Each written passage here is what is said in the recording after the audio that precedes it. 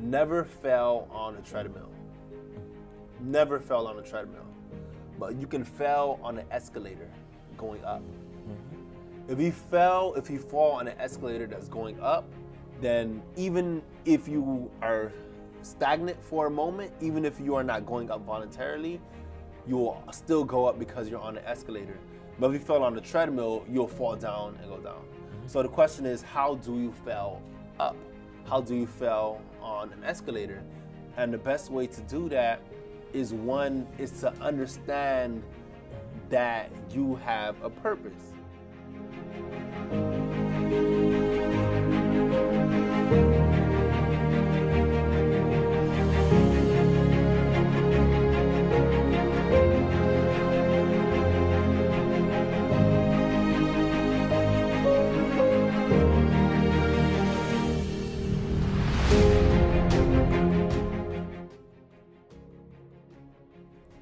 How's it going, everyone? Thank you for tuning in to this episode here on the Unlimited Power Show. Today I have the absolute pleasure of introducing to you Jeff Noel. Hey. How you doing today? Today is a fantastic day. It's the Monday after Thanksgiving. So, the leftovers are slowly leaving, but we got some left in the fridge. So I know there's food for me waiting when I get home. So it's a good day. You see, you're here right now. We're supposed to be talking about the path to greatness, and this man is talking about food. You got to talk about food. Right? You need it to survive. Holiday season, I love it. Love the holidays. What do you like most about the holidays, Jeff? This is going to sound cliche, and I hate sounding cliche, but it's really the family. Because I love being around people who I know love me. When you're with family, it's not a transactional relationship, but it's genuine, pure love, laughter. You're able to speak about memories. So I just love being around people who I care for deeply, and I know who care for me. That's what's up. And then those are the moments I would say, like, to remember. Oh yeah. Those are the moments to cherish. And every holiday weekend, you need to add at least one more inside joke to the repertoire. Right. So. But the uncles will get you down on that. Yeah.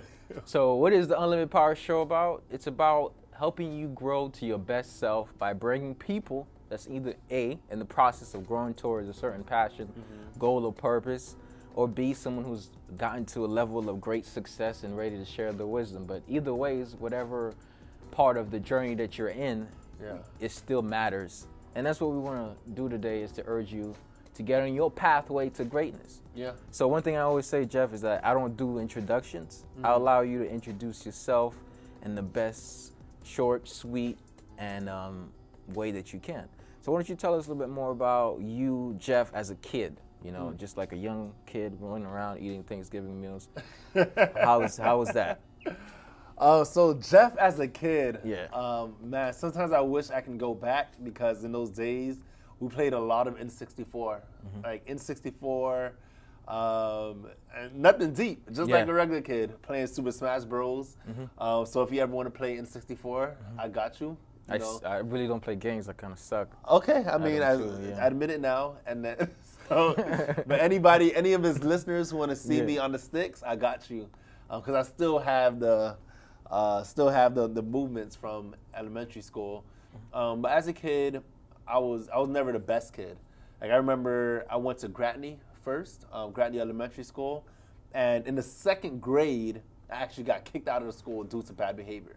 Like, you got to be real bad. Like, kids that age are already not well behaved, but you just got to be terrible to get kicked out. And then that's when I went to Hubert O. Sibley, because they just built the school that year. So I came in halfway through the year. And I would say growing up, I never really had a box.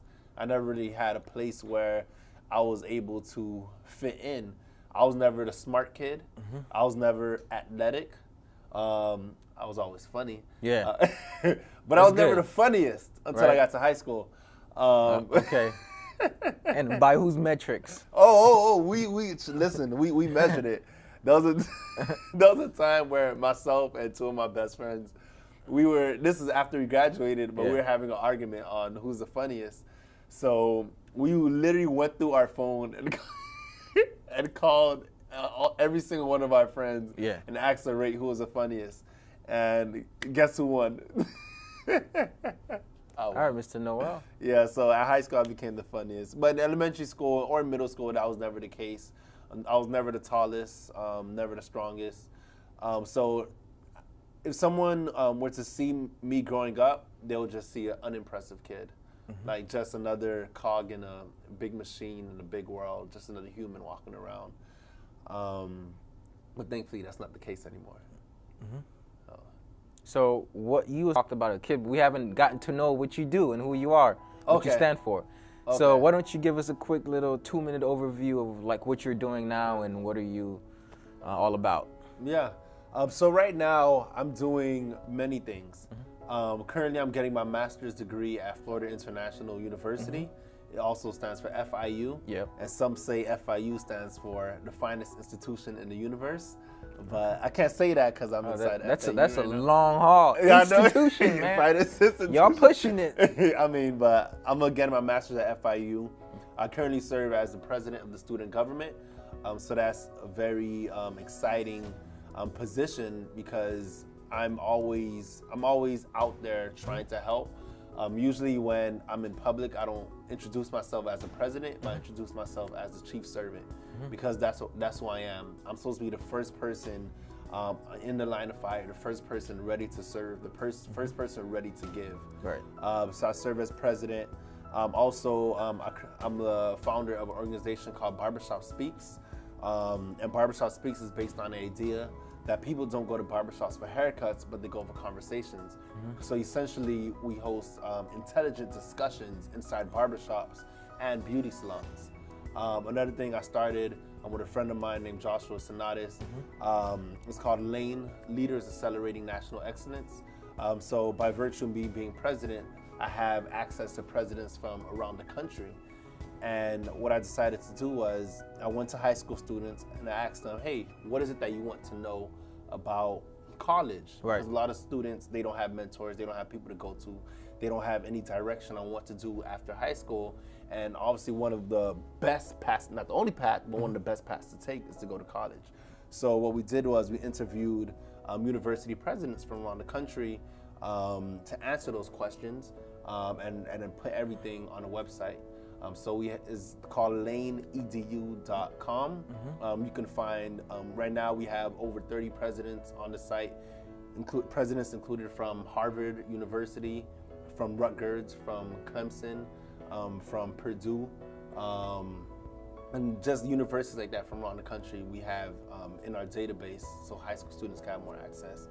And last but not least, I'm also an author. So I wrote this book, Powerful Presenting. Thank you. Powerful Presenting. Gotta go wave it up. Gotta wave it. Gotta wave it. Which camera I gotta show it to? This one. This one for the Facebook Live people. Yeah. No, I wrote a book called Powerful Presenting, How to Overcome One of the Nation's Greatest Fears. Because part of what makes me successful is I'm a great public speaker. Right. Like that's one of the ways that I was able to capture the hearts of many people to bring me into the position I am as president. That's part of the reason why Barbershop Speaks has been so successful, is because I didn't have the money to hire a host to come in and host those meetings inside barbershops. So I had to do it myself. You became the orator. I became the orator. So I had to become a phenomenal speaker.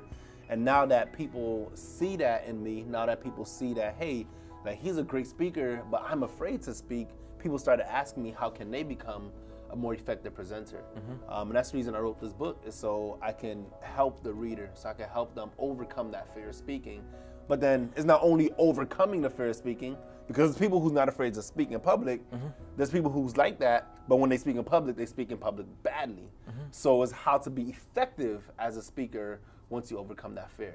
So that's also what I wrote about in the book as well. That's what's up. That's just 20% what I do. Yeah. So would that be, that's 20% of what you do? Just 20%. You don't want to give too much. So what's 100% the reason you do it? The 100% the reason that I do it? Yeah. I feel as though that I was born with a purpose. Like, as I spoke to you off camera, growing up, I was never that kid. I was never that guy. Like, that's the guy. But I always had a tug on my life. I always had something that was pulling me, something that's drawing me close. Like I got some people they could wake up and they could say, oh, I don't know what I'm going to do today. And then they'll look up events online, or some people wake up, they say, man, I don't know what career I want to pursue, or I don't know what, people, there's a lot of people who, they have a lot of options. They're looking at different paths. But me, I always felt drawn to a path. I always felt drawn somewhere. Now, I don't have the full picture on who exactly I will be or will do in the future. Right. But I always felt a tug in a direction, and I feel through God's grace that I'm going in that direction, in the direction of speaking and encouraging others and uplifting people and letting people know of their royal status, letting them know that they're kings and queens.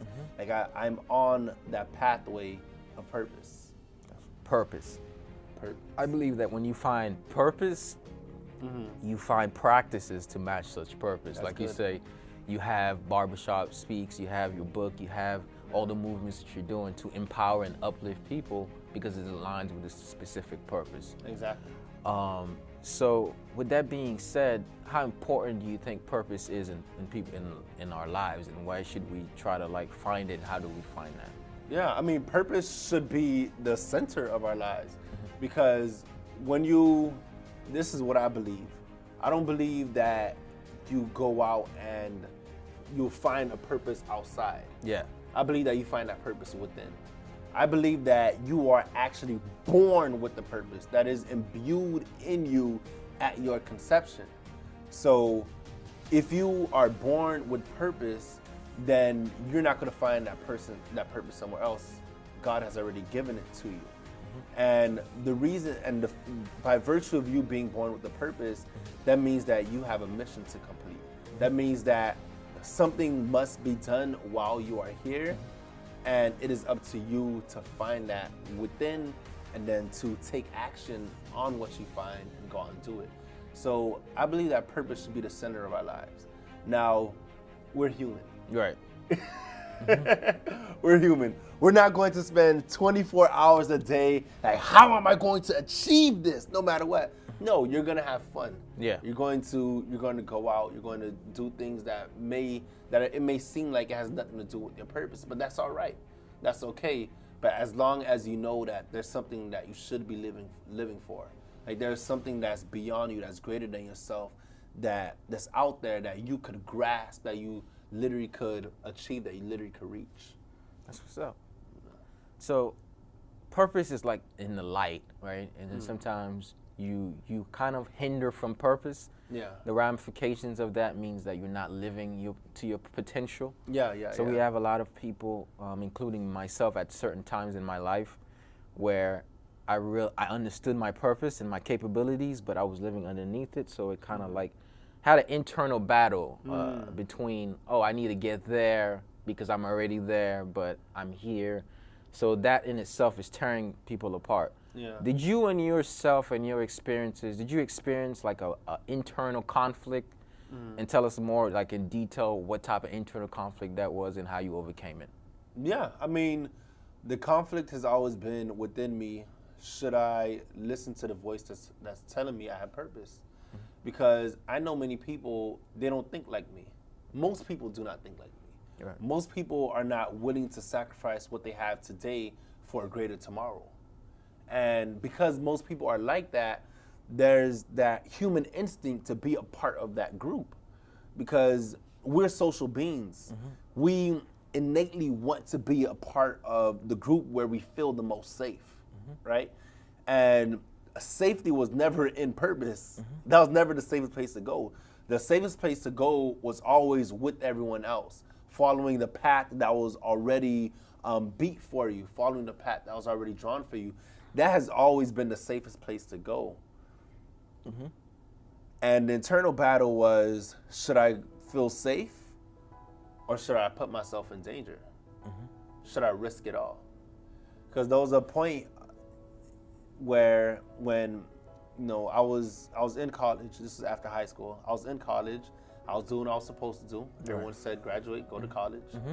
So after high school, went straight to college. A couple weeks right after, I was in college for a year, and then I dropped out.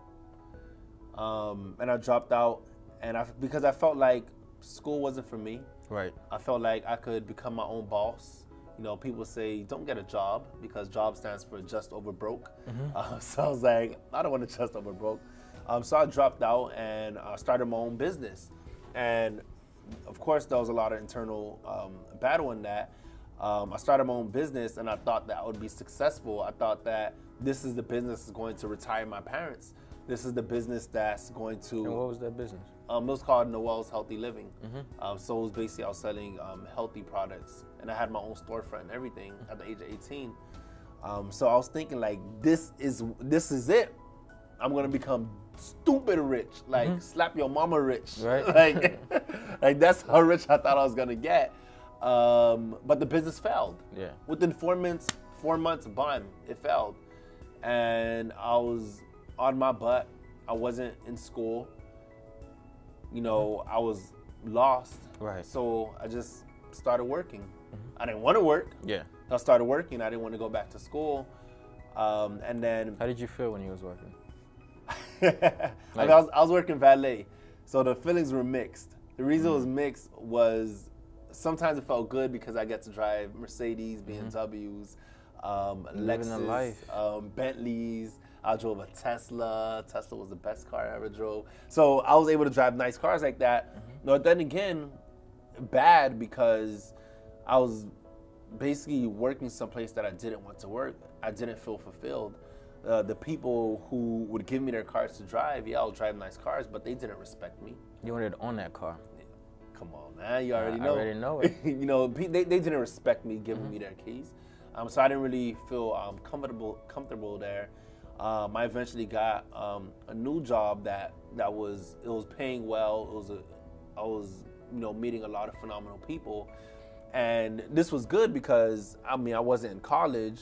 I was working. I was making money. I had my own car, but I felt very comfortable though. I felt very comfortable. I was like, this is good. I'm vibing, but then that comfort began to disturb me. That comfort began to disturb me. I said, I feel too good right now. And I realized that I was not growing. And at that moment, I said, Jeff, you have to do something. You have to put yourself in a position that makes you uncomfortable. And it was around that time I was thinking of that. My brother, he sent a message in one of our group chats.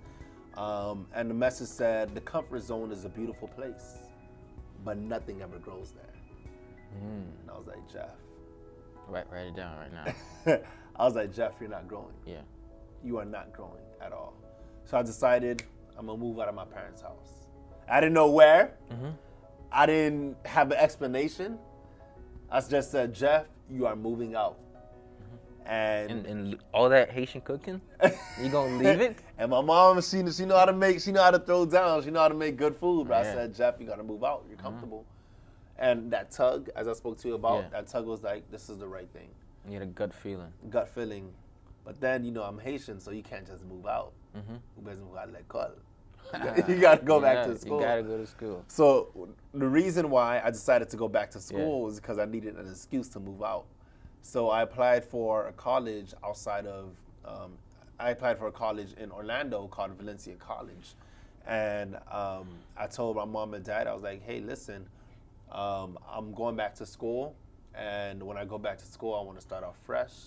I want to be in a new environment, etc. And they said no, because they didn't want me to leave the house, which is understandable. And they were like, oh, Jeff, you can just go to Miami-Dade College. You can just go back, resume. I was like, no, I want to move out. And school was that excuse. And when I went back to school, I realized that there was a lot that I was missing. There was a lot of opportunities that I didn't take advantage of. There was a lot of people that I could have met. There's a lot of keys that I could have received, that I could receive while in school. And that's why I decided to stay there and graduate my bachelor's from FIU, and then now I'm pursuing my master's. But all of this was because I didn't follow the traditional path. I decided to go away. I decided to allow something else to win that battle. I decided for discomfort to win that battle. So you ever watch a movie and there's like characters in it? Think about if the plot went exactly as planned. Oh yeah. How boring that movie would kind of be. Boring. Yeah. So I think it's the same thing. Sometimes like the detours is what makes it exciting. Exactly. The detours is what makes it worth it. Exactly. So like you're saying, dropping out of school, I've been involuntary dropped out of school. Plenty of times. Oh, really? Mainly because like I was always focused on like building these businesses and these ideas, right? Yeah. And I found school to be tedious, and I wouldn't do my work. It's literally like Ed messed up. Yeah. But it's really hard after failing to get back up, to get back on a certain, especially when you hear all these different opinions about college, like I shouldn't be in school because it's a waste of money.